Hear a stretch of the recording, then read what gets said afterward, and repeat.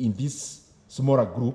Gĩikaro gĩkĩ kĩa mbere gĩa kamĩtĩ ya hamwe gatagatĩ ka mbunge ya bũrũri na ya seneti ya kũgeria gwetha kĩhonia kĩa nĩ mbeca cigana cibatie nĩ kũgaĩrwo thirikari cia kaunti kĩambĩrĩirie na ũrugarĩ mũingĩ na gũcokia mbica ya mũthukanio ũrĩa ũkoretwo ho gatagatĩ ka mbunge ici cierĩ.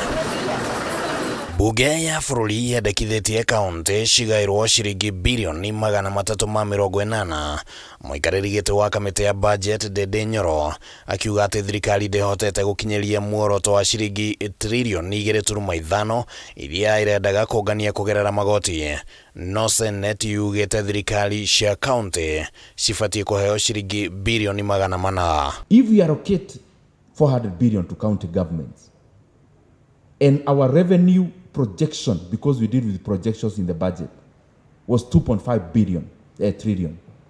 Suppose there is a year that is as unprecedented as this one, and we have a shortfall of 1 trillion in revenues. The national government has got a myriad of ways, including borrowing internationally, to raise money in terms of filling in the gap. Senators nĩ maregete kũiyũkia mendekithia maya ma bunge makiuga atĩ kũnyihia kĩgĩna kĩu nĩ njama ya gũthinikania thirikari cia matũũra. That the sole intention of the members of the National Assembly who are a part of this mediation is to use this mediation to blackmail the entire county government infrastructure so that you get what you want. The stakeholders here is not just governors. The stakeholders is also people who have not been paid for months, for example, in our county governments. Stakeholders are Kenyans. Ndugamano nĩ handire ĩgiĩ cira ũrĩa ũhandĩtwo nĩ thirikari cia kaunti wĩgiĩ itua rĩa bunge rĩa kweheria thirikari ici citikagunĩke na kĩgĩna gĩa gũthondeka barabara kĩrĩa kĩũĩkaine ta RMFL, na bunge yũrĩtie thirikari cia kaunti ciambe cieherie cira ũcio, no senators maregana na ũhoro ũcio. I would like to urge the governors through you as a senate who are the who are their representative to tell them you know, when you want to milk a cow, you don't go caging.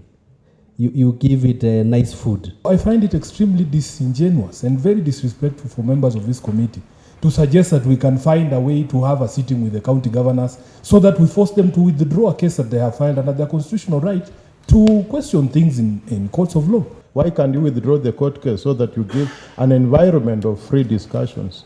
We are all aware and familiar with what's going on in terms of what's in court, the issues that are raised, but the issue before us is not part of what is in court. You know, we are presiding over division of revenue. Kamĩtĩ ĩno ĩrĩ na thikũ 30 cia kũiguana nĩ mbeca cigana cibatie kũgaĩrwo thirikari cia kaunti, na angĩkorwo ihinda rĩu nĩ rĩgũthira kamĩtĩ ĩno ĩtaiguanĩte, kaunti cikũgaĩrwo kĩgĩna kũringana na watho ũrĩa ũrĩ kuo ihinda-inĩ rĩrĩ wa ũgai wa kĩgĩna.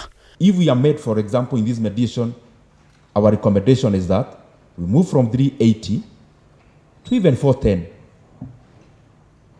I want us to apply our mind on that. What does that mean? If we agree that and we sign and we pass, then have we actually passed any money to county governments?